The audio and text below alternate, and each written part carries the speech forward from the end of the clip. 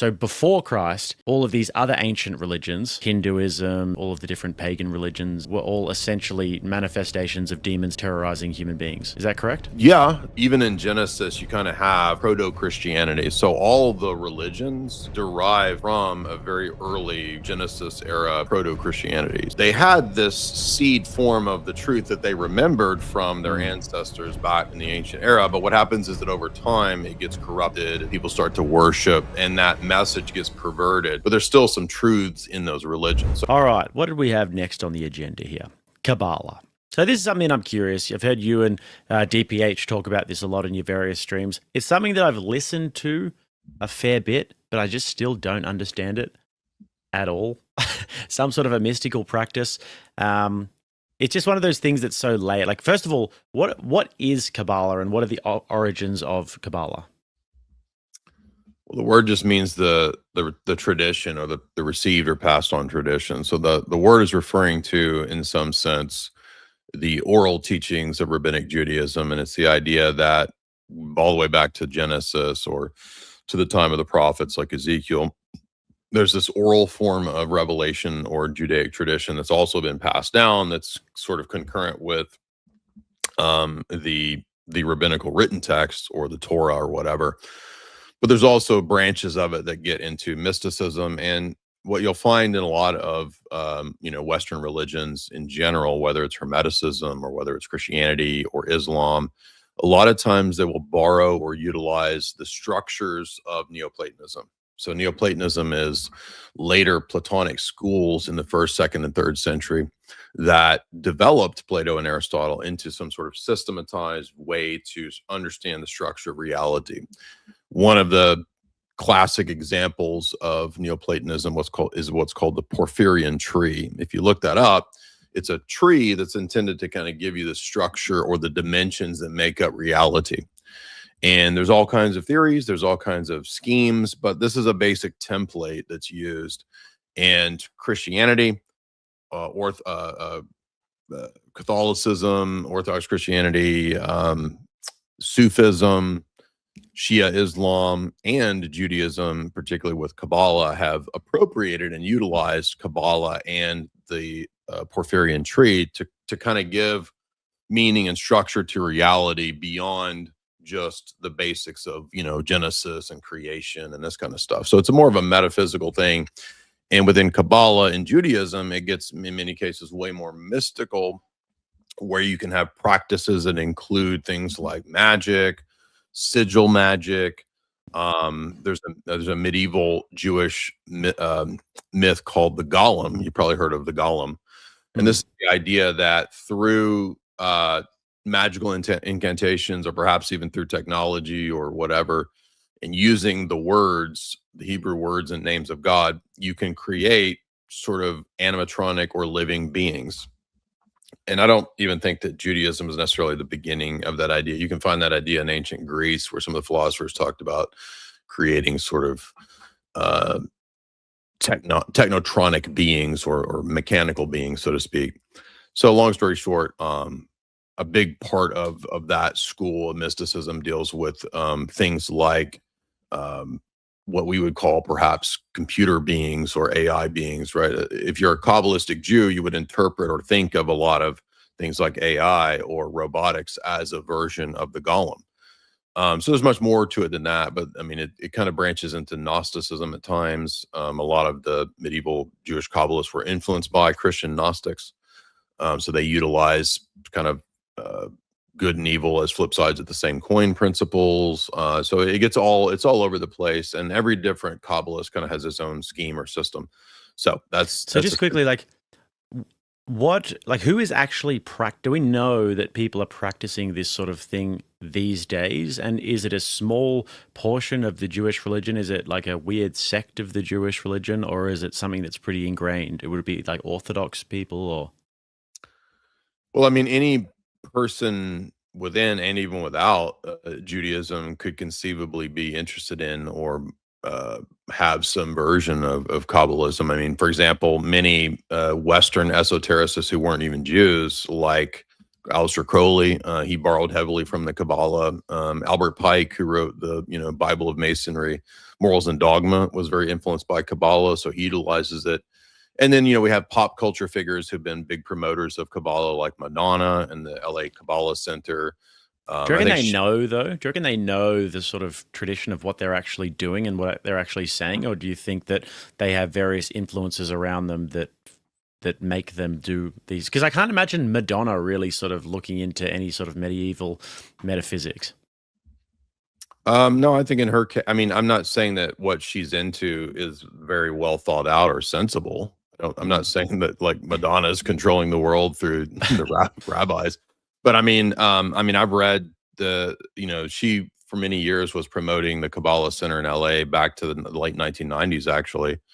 And I've read some of the material from her Kabbalah Center in LA. And I mean, again, it's not like extremely in depth, like, reading Thomas Aquinas or something like that. But I think, yeah, she absolutely knows that it's medieval, Jewish practice. You can watch old videos of Madonna where she's actually promoting some ideas that are a little more sophisticated and high tier than you would expect her to promote. I mean, it's all demonic, but I'm saying I think she is fairly serious about it. But again, beyond people like that popularize it in the pop world. I mean, you have people like Ashton Kutcher was a big promoter of it, popularly speaking. But in a more serious geopolitical sense, I mean, you have people like Jacques Attali, who's the Kissinger of France. I read his books. He's obviously a pretty systematic devotee of the ideas of it. I mean, he utilizes it in his geopolitical writings. For example, in Brief History of the Future, he predicted in 2006 that we would all be linked into a global hive mind, which he calls the Golem. And he specifically links it to, Kabbalism. You have a lot of people in Hollywood, directors, Darren Aronofsky. His first movie was about Kabbalah. You've ever seen Pi? No. Yeah, Pi is pretty famous. I mean, it's a movie about numerology amongst the Jewish Hasidic community, and a guy kind of goes crazy. But most of his movies, I mean, whether it's Mother or whether it's Black Swan, or they're all pretty much Kabbalistic themed movies. So yeah, many people do practice it. Many people are just influenced by it. But I think more so for the geopolitical sphere, it's Hegel who was really influenced by Kabbalah. And he took Kabbalistic ideas of thesis, antithesis, synthesis, and turned that into a way to understand all of reality. And then Karl Marx took that and turned that into dialectics for Marxism and socialism. So actually, when you talk about Marxism, you're actually talking about a form of atheistic Kabbalah, so to speak. That's really interesting. So, because Hegel was quite sort of spiritual in his in like his philosophy and the things that he believed, and the whole idea of the dialectic, like you said, the thesis, antithesis, and then synthesis. And then Marx translated that into sort of like dialectical materialism. Is that what he calls it? Absolutely. And then a way to view the world and history in the sense that material conditions can just keep on changing and then create different syntheses. Is that correct? Absolutely. Yeah. Spot on. So that actually comes from this Kabbalistic metaphysical way to view the world. Yeah, I mean, at least there's a very heavy influence, and there's a academic text that covered this. It's called Hegel and Hermeticism. It's written by a professor who's a Hegelian scholar who went and looked back at the many late medieval, esoteric, hermetic influences on Hegel, which a lot of people had not really noticed before. But you have people like Joachim of Fiore, you have people like Giordano Bruno, the famous medieval hermeticist. They were into these ideas, and even though they weren't Jews, they were still influenced by these ideas. And that was a huge influence on Hegel himself, who was pretty much the best way to figure out to characterize Hegel would be as kind of a version of Neoplatonism, which one of the problems, and I'm not going to spend too much time on this because it's pretty abstruse and boring, but one of the problems in Platonism was always that Plato's ideas and these realms, these manifestations or whatever, they're very static. And so there was always a problem in Platonism to deal with process and change.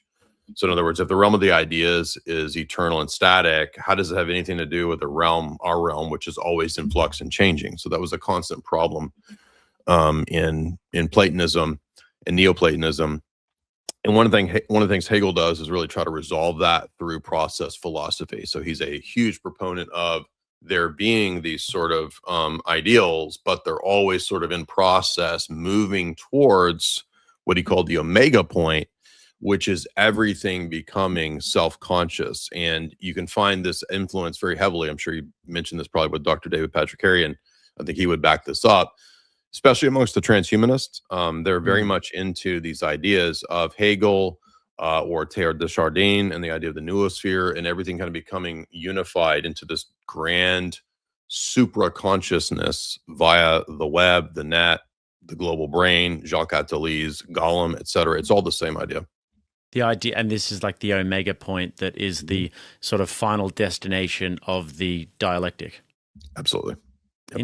Interesting. Okay, so this might be like a simplistic question, but do these people believe in God? I mean, I've got Ray Kurzweil's books. He's sort of the most famous transhumanist, and he says in the books, "I don't believe in God yet." And he basically, and he says some other comments like, "I'll believe in God when I become Him," or something like that. So I mean, it's like for transhumanism, they tend to believe that it's an emergent deity. It's a deus ex machina. It's a god that will emerge out of the system, meaning, some super AI or whatever. Some of the people, though, I think in that vein could be Kabbalistic. I've got some books by Kabbalistic scholars that are into, AI and transhumanism over there on my shelf. So I would imagine that they just see it as some form of mystical Judaism. I mean, I think you got a whole range of people. I mean, there's people who, like Peter Carroll, who's actually the godfather of modern Satanism and transhumanism, even perhaps before Crowley. And he was kind of the pioneer of techno-paganism and cyberpunk stuff, because he actually thinks that the internet is kind of a form of chaos magic, and that the internet itself will kind of become some sort of like uncontrolled deity. I'm not saying that that's true, but I'm saying so I think you have a range of people's views amongst these technocrats. But what about, say, like the Kabbalists? Because it kind of appears to me as though, from what you were saying before, that they view the trajectory of humanity in like the reverse way to we. They look at it from man to God, whereas we look at it from God to man. So do they believe in a source or an origin, or are they Big Bang theorist sort of people? Are they're agnostic? I mean, one of the things I've noticed with, I haven't read a million Kabbalists, but I've read probably 5 or 6 different Kabbalistic texts and views. And I've read the premier Kabbalist of the 20th century was a guy named Gershom Scholem. And I've read 2 or 3 of his books. And he basically just says, you have like this structure of the Neoplatonic tree. And then any individual Kabbalist can come on and kind of like paste on to the structure his version of it. So there's almost as many Kabbalahs as there are Kabbalists, right? So you could read some medieval rabbi like Nachmanides, and he'd have his theory, and then you could read some modern day rabbi or teacher. I don't know any of them off the top of my head, and they would have their own kind of theories, and sometimes they might emphasize number theory and number magic, which again that's really just like Pythagoreanism. That's not anything new. You might find others that emphasize, Orthodox Judaism, and they might actually believe Orthodox Judaism and still be a Kabbalist. So you kind of have, again, it's like any other Western religion. Like you have the more rational strains, and then you have the more mystical, esoteric strains of it, and you could get anybody believing all kinds of things. Is it? Yeah, well, because these people would really have to believe what they believe, because if you do take the metaphysical realities of the world and the spiritual warfare and the spiritual aspect to life, and if you do believe that your soul is different from your body and that there is some sort of an afterlife, then I would imagine it's a question that people take very seriously if they're not just atheist materialists. But I do wonder sometimes, why would you want to go down that? When you look at like Aleister Crowley, for example, these Satanists, the people who worship demons, these sorts of things, why would you want to be on that team, for lack of a better way to put it? I guess probably the most popular reason why would be that those systems offer people a kind of a self apotheosis path. In other words, they offer to you this idea that you can become your own God. So it's kind of a repeat of what you see in Genesis, ironically, where the serpent says, you'll be your own God. That's why God wants to keep you down. And Crowley and these different systems offer the same thing. And I have a book over there by I forget the name, Eleanor Kreeft or Crete or something like that. She's some sort of Kabbalistic academic mathematician woman. And in her book, she says, well, one of the things that's fascinating about Kabbalah is that it offers man this ability to, through magic or technology, to become his own God. So I think that a lot of people think and believe that they're going to, achieve some kind of apotheosis. Do you ever see that? It's a really silly '90s movie, but it's the Stephen King story, Lawnmower Man. Have you ever watched that? No. You should watch it. It's pretty funny because basically there's this retarded guy, and he's literally, I'm not saying he's an idiot, like an actual retarded guy who's like a lawn care dude. And Pierce Brosnan experiments on him to see if he can like raise the guy's IQ using the internet, which was kind of new at the time. And the guy ends up becoming this sort of deity in the internet world because he gets like this massively high IQ and he tries to sort of take over the world. So Lawnmower Man is a good, funny example of what I'm trying to say here. Right.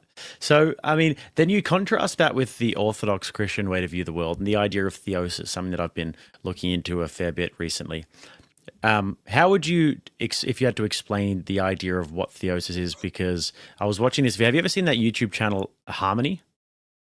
I've not, but I've been hearing about this. People have been saying I should check it out. Yeah, it's really good. He does breakdowns of various different Orthodox traditions and basically explaining Orthodoxy. And he's very like the cinematography is really good. Like it's very artistic. It's a good channel. And he did this video about theosis being the meaning of life. So, I mean, tell me what theosis is. Yeah, in the Orthodox view, that's what we mean by grace. And, you hear Protestants or Roman Catholics talk about, being saved by grace. We agree with that, but we see grace as more than just sort of God's disposition changing towards us from, anger to love or whatever. We see it as more of an ontological reality of participation. So it's very crucial in the Orthodox view that we're not just being better people or whatever. We're actually participating in the uncreated energies and life and love of God. And that's actually what transforms us. So it's a much more metaphysical, ontological stress in the Orthodox view versus the typical sort of Western Protestant and Catholic view about where you stand legally based on whether you were good or bad. So that's kind of what it is. And in the Orthodox view, we kind of have this idea of there being a process to it of purgation and illuminate and then deification and illumination. We have this idea of the means of grace, which is the church, the sacraments, confession, prayer, Bible study. All of those things kind of are part and parcel with how we participate in those uncreated energies of God. So the big difference between that and apotheosis, or what a lot of these, occult traditions or Kabbalah or whatever is saying, is that for those groups, it's kind of a ritual sort of magical working that you're doing to become God. Whereas for us, we're never going to become God in some replacement or identity sense, but we can participate in God and become like God through grace. So it's two very different positions. And that's sort of God's intention is for you to like sort of live in his image as much as possible, and to sort of shed the passions and these sorts of things, and prepare yourself in this life to be able to participate in those energies. Like I'm reading this book that I'm reading, The Soul After Death. One of the things that they're talking about in the part that I'm in at the moment is the toll houses. Before when the soul leaves the body, it goes through these toll houses, and it goes through a series of tests, if you will, where different passions will be presented to you, and the demons will try and make their case, and the angels will try and make their case. And it kind of makes sense when I think about it, because you would have to share, like, you're not going to be in communion with God in any way if your soul is unclean, and if you have all of these different passions that you're sort of a slave to, because God's not going to allow that into his orbit, right? So this is the idea that you have to sort of cleanse yourself and resist the passions and shed those things so that you can eventually be almost like face to face with God. Is that correct? Yeah, absolutely. I think the idea is that when we die, there's there's still probably attachments that we have, and the purpose of that process after death is to get rid of any of those those passions that we're still sort of maintaining, as you said. So one of the reasons in the Orthodox Church that we pray for the dead is because we believe that there is still that efficacy of the church and its sacraments, even when a person who's died in the church moves on. So yeah, you absolutely nailed it. And I think it's fascinating too that and I think Father Seraphim Rose, it's been probably 15 years since I read that book, but I remember Father Rose says something to the effect of, when you look at even the other ancient world religions, like they still have this same idea, like the Tibetan Book of the Dead or Egyptian Book of the Dead. They have this idea of the journey after death. And, that's not alien to the Christian tradition either, especially in the Orthodox world. Yeah. So this is one thing I do wonder. It kind of makes sense to me when I think about the history of humanity. I actually got this from watching one of your videos. You did there's like an old video that you've done. It's about 20 minutes or so, where you're describing the history of humanity, basically. And that you have the you have the fallen angels that have dominion over the world. Christ comes along, he defeats death.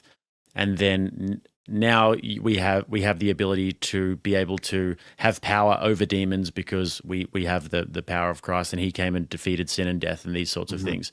So before Christ, all of these other ancient religions, Hinduism and all of the different pagan religions and everything, were all essentially manifestations of demons terrorizing human beings.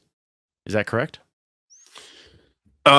Yeah, I think there's a little bit more to it in that. I did a good podcast many years ago, maybe 6-7 years ago, with Seraphim Hamilton, and we did a whole assessment of kind of ancient history from the Orthodox Christian perspective in terms of Genesis and then the world perhaps before the flood. Which the idea there would be that even in Genesis, you kind of have proto-Christianity. So all the religions derive from a very early Genesis era proto-Christianity. So the reason that there's what we call the logos spermaticos, or the seeds of the truth of the logos, even in all the other religions, whether Hindu or Buddha or whatever, like the reason that's there is because we would say the original religion was actually proto-Christianity. So over time, what happens is, the descendants of Noah that lived in China or wherever, like, they had this seed form of the truth that they remembered from their ancestors back, in the ancient era. But what happens is that over time it gets corrupted, it sort of fades. People start to worship, the things of the earth. They worship the demons, etc. And that message gets perverted. But there's still some truths in those religions. So I think that sort of understanding it from that perspective, which is kind of unique to our view, that proto-Christianity. There's another book that touches on this from the sort of the Eastern perspective, which is Christ the Eternal Tao, written by one of the students of Father Seraphim Rose, where he talks about how you can find a lot of the Orthodox Christian ideas, even in like Taoism and Confucianism and so forth, precisely because there is perhaps this proto-Christianity. Yeah. All right.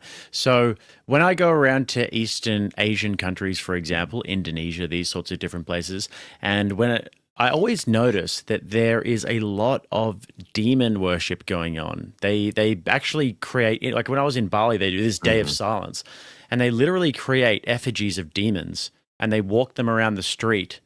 And I was taking photos of them because it all made sense to me after I'd heard this sort of information.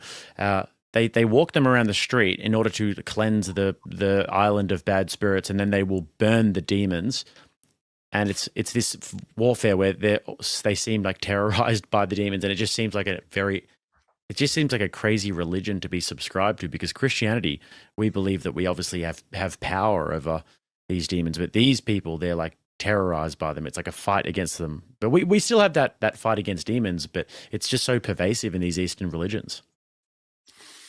Yeah, I think one of the things that happened when you have the perversion of the religion, whether it's in the ancient world or now, like what happens is that you end up, as Paul says in the New Testament, you kind of fall prey to being subservient to the thing that you're worshiping. So when man turns away from God, and as he says in Romans 1, you worship and serves the creation rather than the creator, you end up being enslaved to that. And that enslavement is, as the church fathers would say, really rooted in a kind of demonic power or activity. So you might be worshiping the stars, or you might be worshiping, a totem figure, or you might be an animist or whatever. But behind that worship, there is some sort of an enslavement, entrapment that entraps the spirit and the mind into thinking that you must placate these lesser powers and lesser deities and forces in order to get what you want, a harvest, the crops next season. And so when you do that, it just really, it's worse off for you. And that's the irony, is that people I think that, just like with the transhumanists, they think in this bargain, I'll get something special out of this. I'll get to be God. But it's the same kind of in paganism. You're placating these deities through rituals or rites, or even perhaps self-harm. At times you have to do that, like in some of the shamanic or voodoo traditions. You have to actually hurt yourself to get the spirits to give you what you want. And all of that is just enslavement, as the New Testament says. And so Christ sets us free, and we're not in bondage to any of the lesser elements, lesser deities, etc. Yeah, another time my friend was doing a breath work. I don't know if I told this to you. Maybe I told think it you to did. Yeah, you told me about that. Yeah, that when we were doing the breath work thing, and then it seemed to be demonic. Yeah, and they started saying that we're going to welcome in the spirits, and I just sort of like, what the? They said we're going to welcome in the feminine goddesses, but it was a big red flag. But in So you were in the gay program too. Yeah, dude. Yeah, just briefly, I got out of there. But like, the thing was though, that they are always really consciously aware of this as well. They're like, really be careful when you're doing the meditation, because you don't want to welcome in the wrong sort of spirits. And it's like, well, when I pray, I guess I don't really have to worry about that so much. But Christians do still have to worry about that sort of, like we were talking about before, about apparitions and these sorts of things. We do still have to worry about that demonic influence. Like, what's the actual difference there? Yeah, I've heard a couple Orthodox priests and spiritual advisors kind of make an analogy to one of the main differences is that a lot of times when a person is serious about orthodoxy, they've come into the church, this kind of an experience tends to be more external to them. And before a person's in the church, a lot of times these manifestations can be more internal, right? So in other words, actually sort of the spirit within a person, these manifestations kind of coming out of the person up to like full on possession. Because like you, I mean, I've been around people sort of in meditation, new age, intentional type settings, or guys that were like experimenting with shrooms and that kind of stuff. I had a bad trip when I was, I think, 17. So, my assessment of those experiences is definitely that there was definitely something internal. People were manifesting, speaking in other voices, very sort of, almost animalistic types of aggression and voices that people would have when they were on these bad trips. Something else was running the ship. You know what I mean? So, I think, demons is a perfect explanation of that. But I think when you're serious about Christianity, it's not so much that the demons kind of manifest in that way, because you're probably not going to be tripping shrooms, but you're going to be battling more so with external temptations, to lust or to whatever.